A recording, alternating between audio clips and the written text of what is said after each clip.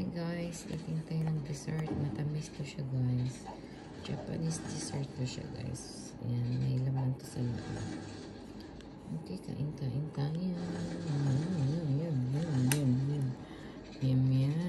And syempre may green tea ako para hindi maumay. Kasi medyo matamis yan eh. Yan ang green tea ko. Naka-ready yan.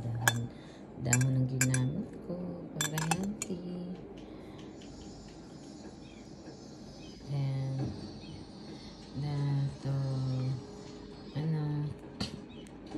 sarap-sarap to. Kainan na. Dapat kain kayo ng dessert. May tea talaga or kape, black coffee. Nasa inyo lang. Ako, pili lang ako green tea or black coffee. Basta ako kumain ako ng dessert. Okay? Kain na.